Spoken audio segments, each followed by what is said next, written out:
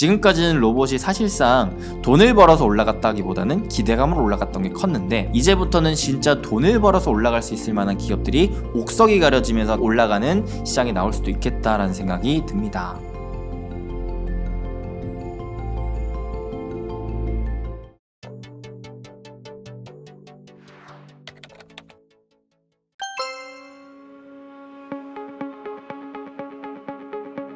저는 충분히 이 AI 반도체 분야에서 제2의 엔비디아와 같은 기업이 나올 수도 있겠다라는 생각을 해요. 다만 엔비디아와 같은 주가 상승 폭발성, 그 퍼포먼스까지는 기대하기는 좀 어렵겠다. 왜냐면 엔비디아는 이 아인슈타인의 뇌를 만들기 위해 가장 최적화된 모델을 갖고 있습니다. 그래서 이 아인슈타인의 뇌를 서로 더 뇌 크기를 늘리기 위한 AI 패권을 잡기 위한 이 전쟁 같은 국면에서의 돈을 쏟아붓는 과정에서 계속 그 돈을 먹어가는 대표 기업이란 말이에요. 이 범용적인 뇌를 키우기 위해서 가장 필요한 핵심 축이 엔비디아인 거죠. 그러니까 얘는 만능이야, 만능. 그래서 만능으로 말미암아 주가 상승 퍼포먼스도 굉장히 컸던 거죠. 근데 제가 말씀드렸죠. AI 반도체 크게 GPU, HBM, 그 다음에 NPU 이렇게 생각을 해보면 된다. 그리고 뇌가 아인슈타인의 뇌만 필요한 게 아니라 정말 나를 잘 아는 찐친의 뇌, 우리 찐친은 뇌가 그렇게 비상하지 않아요. 다른 거 몰라도 나만 잘 알면 되거든요. 그러니까 좀 작아도 괜찮아. 요거를 만드는 대신에 좀 더 특화되게끔만 만들면 돼요. 거기에 필요한 게 NPU라는 반도체란 말이죠. 근데 NPU 반도체는 이 GPU랑 조금 또 다른 게 뭐냐, 특화되어야 하기 때문에 더 다양해져야 돼요. 이 분야, 이 분야, 이 분야, 이 분야, 거기다가 또 스마트폰에 들어가느냐, PC에 들어가느냐, 자동차에 들어가느냐, 또 다 달라져야 돼요. 그러다 보니까 이 반도체를 만들 때 필요한 과정이 크게 세네 과정이 있어요. 첫째, 반도체 설계 도면을 만들어요. 그 다음에 이 설계를 한 도면을 그려요. 그려가지고 생산업체한테 줘요. 야, 이대로 만들어줘.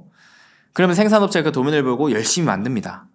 만든 다음에 최종적으로 반도체를 판매하기 위해서 검사하고 포장 조립해가지고 완성을 시켜서 반도체를 판매합니다.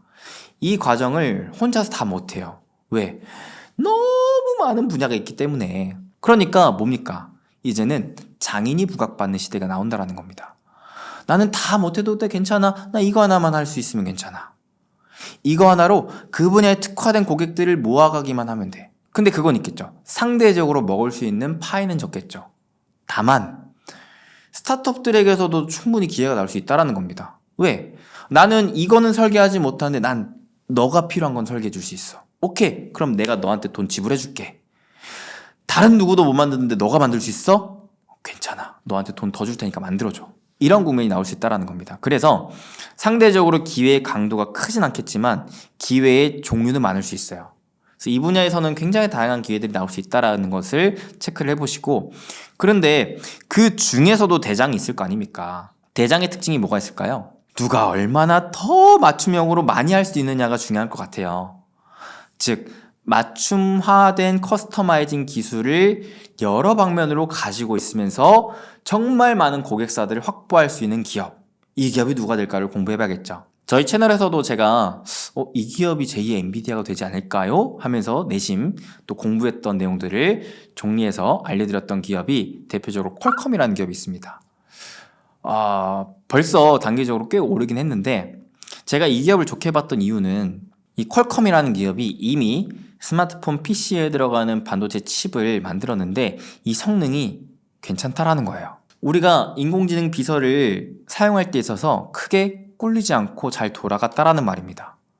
근데 기본적으로 이 AI를 활용할 수 있는 칩을 만들 수 있으면서도 동시에 퀄컴이 갖고 있는 장점이 뭐냐면 스마트폰용, PC용, 자동차용 다 할 수 있다라는 거예요. 그러면서도 각각의 칩들을 다 호환할 수 있다는 겁니다. 잘 생각을 해보세요. 우리가 온디바이스 AI를 시대를 맞이해서 스마트폰도 AI화가 돼요. 가전도 AI화가 됩니다. 자동차도 AI화가 돼요. 그렇다면 각각의 스마트폰을 쓸 때 가전을 쓸 때, 자동차를 쓸 때마다 내 데이터를 계속 수집하고 얘가 나를 학습할 거예요. 아, 나라는 사람은, 이 수빈쌤이라는 사람은 이러한 사람이구나. 이 사람에 맞게끔 효율적으로 이러한 서비스를 제공해줘야지 라고 하는 걸 학습하고 제공을 해줘야 될 거란 말이죠. 근데 내 데이터를 수집하고 학습할 때 스마트폰 따로, 가전 따로, PC 따로, 자동차 따로 한다면 효율성이 클까요, 작을까요? 작겠죠. 같이 엮어서 나의 데이터를 쫙 응축시켜가지고 각 분야마다 활용할 수 있게끔 만들어줘야지 훨씬 더 좋겠죠. 이 분야의 장점을 퀄컴이 가지고 있더라였습니다. 그리고 퀄컴이 기존에는 스마트폰 향 매출 비중이 컸었기 때문에 워낙 스마트폰 업황이 안 좋았어서 주가가 많이 눌려 있었거든요. 그러다가 온디바이스 AI 기대감, 또 스마트폰 업황의 회복 기대감 이런 것들로 최근 눌려 있었던 박스권에서 탈피하고 올라오는 모습이 나오고 있는데, 그만큼 다른 기업들에 비교했을 때는 밸류의 부담이 좀 덜하지 않나.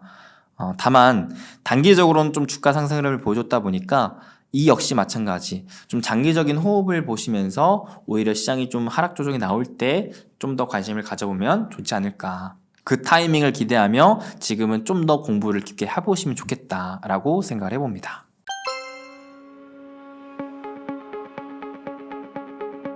반도체 소부장도 진짜 잘 선별을 하셔야 될 것 같아요. AI 트렌드를 잘 따라갈 수 있느냐, 정말 그 고성능 반도체를 만들기 위한 필요한 기술이 있느냐, 그러면서도 맞춤형화된 이런 특화된 기술력이 있느냐, 이런 것들을 좀 볼 필요가 있겠거든요. 그래서 그러한 트렌드를 못 따라간다면 아무리 기존에 돈을 많이 벌었어도 앞으로는 벌어갈 가능성이 좀 낮다라고 생각합니다. 반대로 기존에는 힘이 없더라도 그러한 특화된 장점이 있다면은 앞으로는 치고 나갈 수 있다라는 장점이 있을 것 같습니다. 그리고 한 가지 좀 기대를 걸어볼 수 있을 건, 진짜 만약에 온디바이스 AI가 정말 챗GPT처럼 효용성이 높고 사람들이 와 하면서 개인들의 디바이스 수요를 촉진시켜 줄 수 있을 만한 기술적인 특이점에 자리 잡는다면, 그러면 생각해 보세요. 지금 사람들은 쓰다가 고장이 나는 거 아니면 스마트폰 잘 안 사요. PC 잘 안 삽니다. 가전 잘 안 사요. 그쵸? 근데 만약에 AI가 진짜 와 대박인데? 라고 할 만한 게 나온다면 구매를 안 하던 것을 구매를 할 수도 있단 말이에요. 그러면 구매를 안 하던 걸 하면서 전반적인 반도체 업황을 좋게 만들 수도 있어요. 그러면 반도체 전반적인 소부장에도 열기를 가져다 줄 수는 있겠죠. 물론 그 부분에서의 수익률 격차는 나올 테지만 전반적인 전망은 온디바이스 AI 성패에 따라서 좋아질 수도 있겠다라는 생각을 개인적으로 가져봅니다.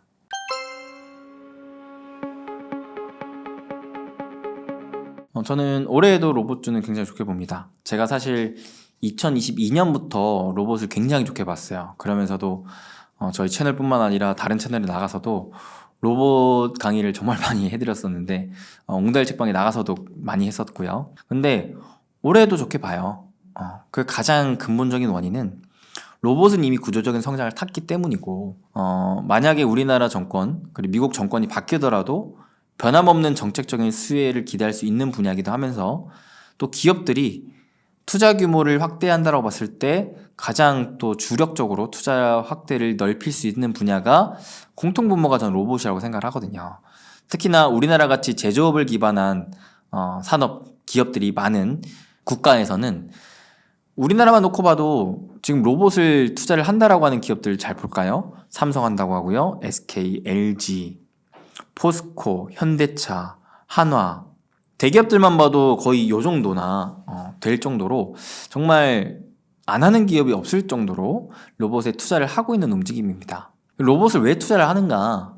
이거는 또 시대적인 흐름을 잘 이해를 하셔야 되는데, 지금 세계가 쪼개지고 있단 말이에요. 세계가 쪼개지고 있는 상황 속에서 미국을 주도로 중국 쪽의 공장을 빼려고 해요. 그걸 다 자국 또는 프렌드십이 맺어져 있는 동맹국가들로 공장을 새롭게 증설하려고 합니다. 여기서 문제가 발생을 하죠. 어떤 문제느냐? 지금 여전히 고물가 고금리입니다. 더더욱이나 중국은 상대적으로 땅도 싸요. 인건비도 싸요. 다 싸요.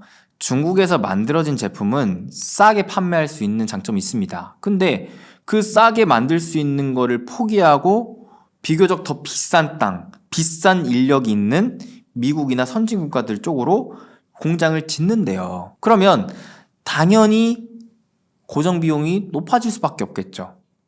근데 지금 경기가 좋아요, 안 좋아요? 전 세계적으로 별로 안 좋아요. 소비자들이 기업이 고정 비용이 높아졌다고 판매 가격 높여버리면 구매하기 껄끄러워집니다. 그럼 뭐예요? 기업들 입장에서는 어떻게 해서든 총력을 다해서 고정 비용을 낮춰야 돼요.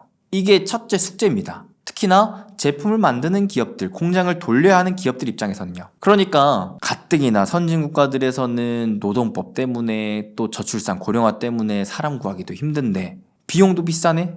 어쩔 수 없이 이를 대체하기 위한 노동 여건으로 로봇에 집중 투자할 수밖에 없다는 거죠. 이러한 흐름은 금리가 낮아지는 흐름에서 더 가속화되지 않을까라고 저는 생각을 해요. 실제 아까 언급해드렸던 대기업들 있죠. 이 기업들이 나 로봇 할 거야, 로봇 투자할 거야 라는 방향성은 발표했으나 실질적으로 투자를 활발하게 했느냐? 물음표입니다. 왜? 아직까지 뛰어놀 수 있을 만한 판이 안 깔려 있거든요. 근데 금리를 인하하면서 가령 SK, 삼성, LG, 포스코, 하나 이런 기업들이요. 로봇에 투자를 한다라는 건 자, 전제 조건이 뭐예요? 공장이 늘어났는데 공장에서 일을 할 사람이 없네? 일을 로봇으로 채워야 되겠다. 공장을 언제 늘려요? 공장을 늘린다라는 건 기본적으로 전방 산업이 좋아야 돼요. 무슨 말이느냐? 삼성전자 입장에서 반도체가 많이 팔려야 됩니다. LG 입장에서 가전이 많이 팔려야 됩니다. 디스플레이가 많이 팔려야 돼요. 그 다음에 다른 기업들 입장에서 전기차, 2차전지가 많이 팔려야 됩니다. 전방의 수요가 많이 올라와줘야 이 수요를 바탕으로 안정적으로 공장을 짓는단 말이에요. 근데 이 흐름이 금리 인하 흐름과 함께 경기가 살아남과 동시에 수요가 회복되는 움직임이 같이 맞물린다면 충분히 로봇에 투자를 하려고 하는 수요가 많아질 수 있겠구나라고 하는 것들을 흐름 자체를 좀 이해를 해볼 수가 있겠죠. 그러면 지금까지는 로봇이 사실상 돈을 벌어서 올라갔다기보다는 기대감으로 올라갔던 게 컸는데 이제부터는 진짜 돈을 벌어서 올라갈 수 있을 만한 기업들이 옥석이 가려지면서 걔네들 위주로 올라가는 시장이 나올 수도 있겠다라는 생각이 듭니다.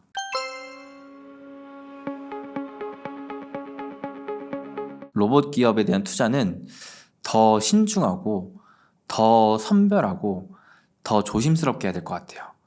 그만큼 더 껄끄러워질 겁니다.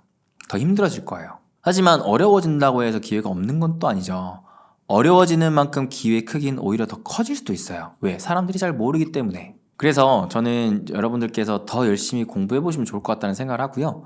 저도 그런 관점으로 사실 로봇 산업에 대해서 너무나 관심이 많아서 로봇 전시회도 많이 가보고 로봇 기업 탐방도 많이 가봤어요. 그러면서 얻은 인사이트가 굉장히 많고 그로 말미암아 저로서 차기 로봇 대장주가 얘가 될 것 같다라고 생각하고 조금씩 사모으는 기업이 있는데 제가 사모으고 있기 때문에 특별히 말씀드릴 수는 없겠지만 조금의 좀 힌트를 드리자면 로봇은 여전히 성장 산업입니다. 특히나 저는 구조적 성장 산업이라고 생각해요. 구조적 성장 산업이 뭐느냐? 저희 공부 보따리에서 좀 더 디테일하게 제가 설명을 해드렸지만 제가 가장 좋아하는 투자 분야입니다. 왜냐하면 가장 큰 기회가 있을 것이기 때문에. 구조적 성장 산업이 뭔데?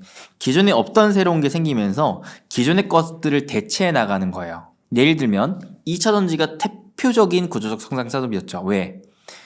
기존 내연기관차에서 친환경차로의 전환에 따라 내연기관차를 친환경차인 전기차가 대체해 가니까 그 전기차 성장에 맞물려 2차전지가 성장할 수 있었기 때문에 이게 구조적 성장 산업이었거든요. 그럼 로봇도 왜 구조적 성장 산업이냐 생각을 해보시면 내연기관차를 대체하는 파이가 클까요? 사람을 대체하는 파이가 클까요? 저는 당연히 사람이라고 생각합니다.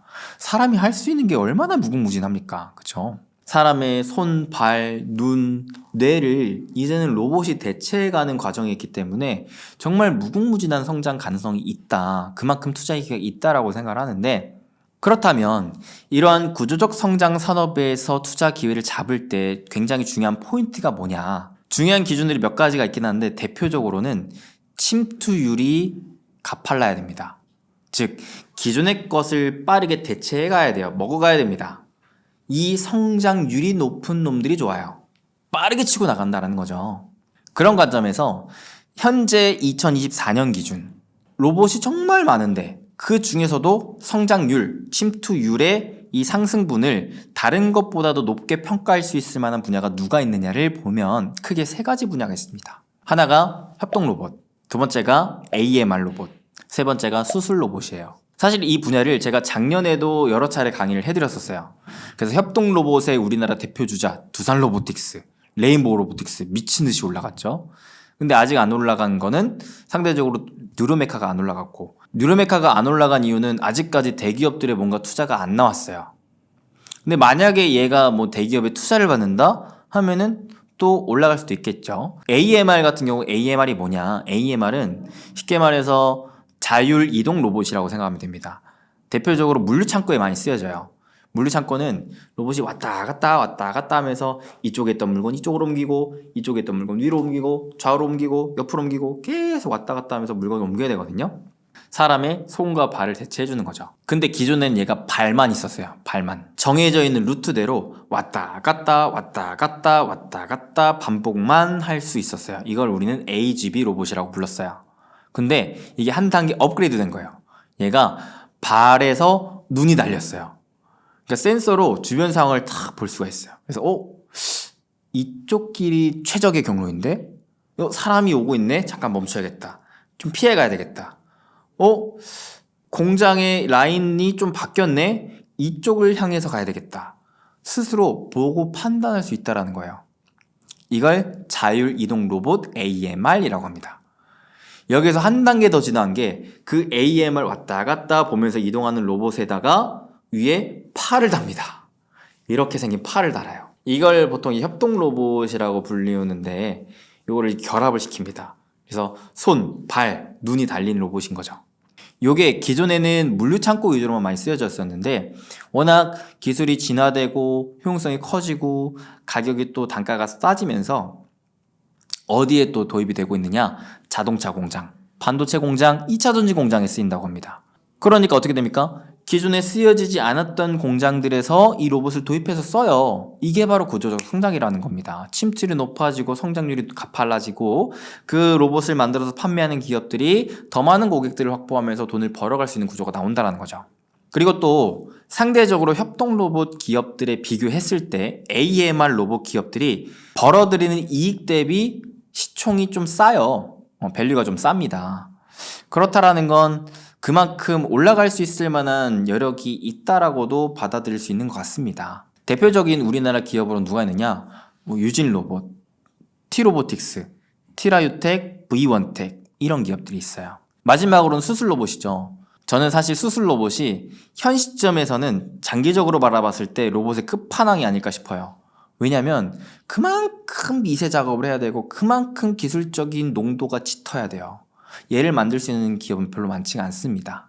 아니 그렇잖아요. 우리가 로봇이 인간의 손, 눈, 발을 대체해서 하는데 물건 조금 옮겼다고 해가지고 내가 뭐 큰 타격을 받는 건 아니에요. 비용적인 손실 좀 있죠. 근데 수술 잘못해봐봐요.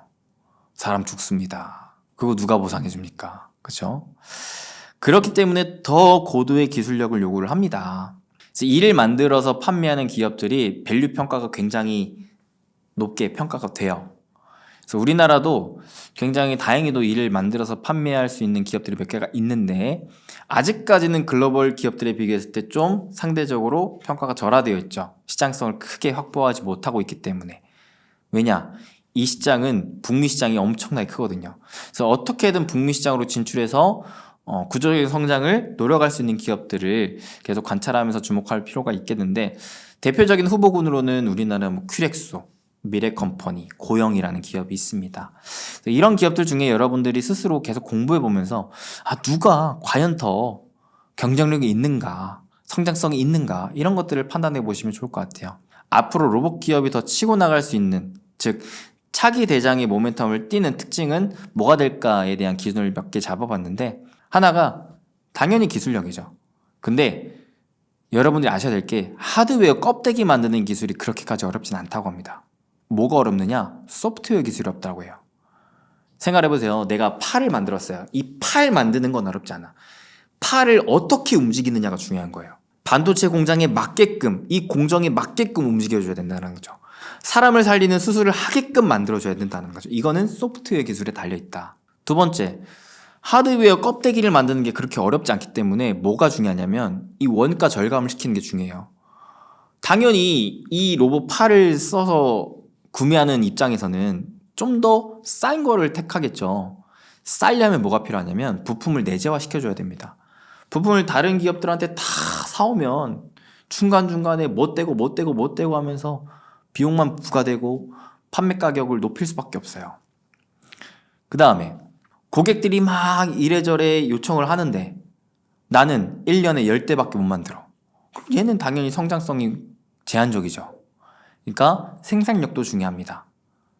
제가 실제로 전시회 가서 막 담당자랑 설명을 듣는데 로봇을 1년에 몇 대나 만드세요 물어보니까 진짜 별로 못 만든대요. 그 얘기 듣자마자 기존에 되게 좋게 봤는데도 그 말 한마디에 아 이거는 여기서 멈춰야겠다 생각을 했거든요. 왜냐하면 다른 기업들은 공장 엄청 늘려요. 이 로봇의 생산 체계를 구축을 해나가면서 막 찍어내는 모멘텀들이 있는데 아니 고객들 입장에서 봤을 때 그 뭐 한 달에 한 개, 두 개 만들까 말까 한 기업에 맡기는 게 아니라 이런 기업들에 맡기겠죠. 그래서 그러한 소프트웨어 기술력, 그리고 얼마나 더 싸게 만들 수 있는가, 그리고 얼마나 생산성이 있는가, 이러한 기준을 토대로 여러분들이 생각을 하고 공부를 해보시면 분명히 또 차세대 로봇 대장 기업이 여러분들 눈앞에 또 나오지 않을까라고 내심 기대를 해봅니다.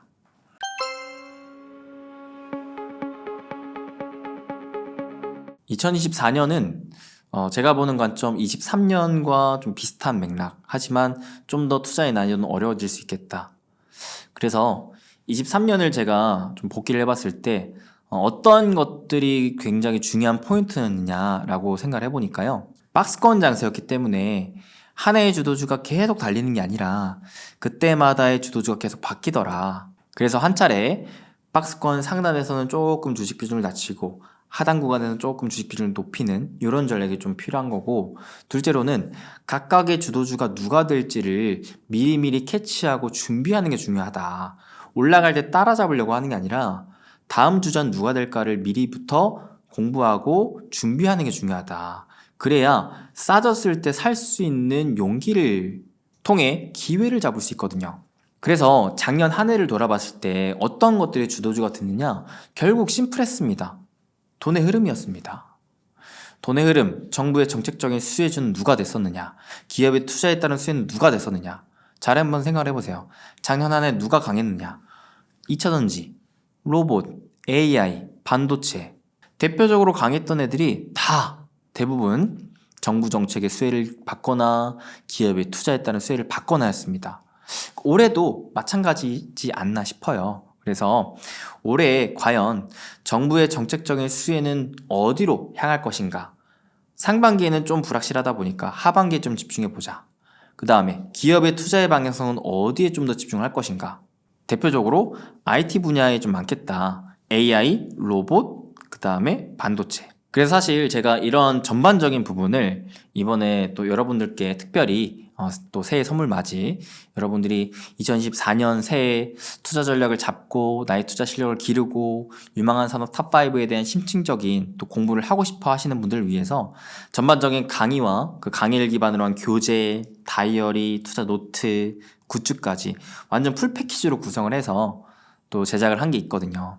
이미 많은 분들께서 되게 많이 관심을 가져주고 사랑을 해주셔서 저로서는 열심히 만든 보람이 있다. 진짜 속으로 뿌듯하고 진짜 여러분들에게 큰 선물이 되고 있구나 라고 생각을 하게 되는데, 혹시 우리 여러분들도 관심이 있거나 궁금하시다면은 고정 댓글 링크 한번 또 가보셔서 한번 구경 한번 해보세요. 여러분들의 실력 향상에 도움이 되실 거라 생각을 합니다. 저는 그거를 굳이 여러분들 뭐 안 하셔도 상관없습니다. 진짜 나는 열공할 거야 라고 다짐하시는 분들만 하시고요.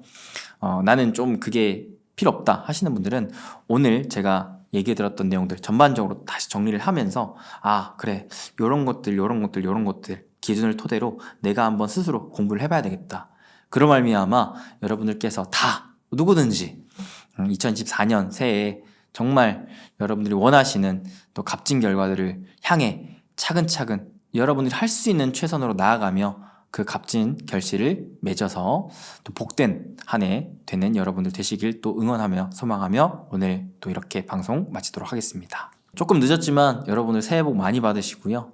저는 또 유튜브 부자TV 채널에서 열심히 활동할 테니까 여러분들께서 오늘 또 인사이트가 유익하셨다면 저희 채널에도 놀러 오셔서 다양한 내용 더 들어가시면 좋을 것 같습니다. 그리고 웅달책방 채널에도 정말 많은 전문가분들이 나오셔서 다양한 얘기들 전파해 주시잖아요.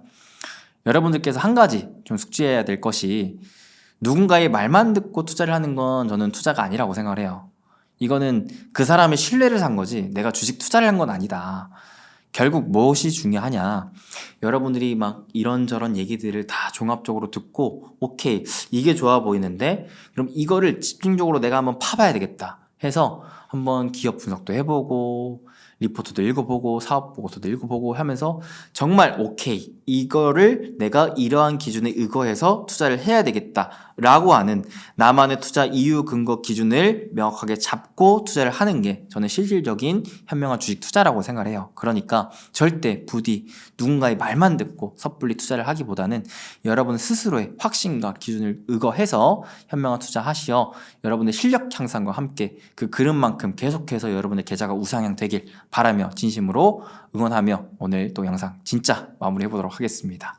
네, 이렇게 초대해 주셔서 감사드리고요. 다음에 또 기회가 된다면 또 나와서 좋은 인사이트 나눠드릴 수 있도록 하겠습니다. 여러분들 부디 다들 건강하시고 행복하세요. 감사합니다.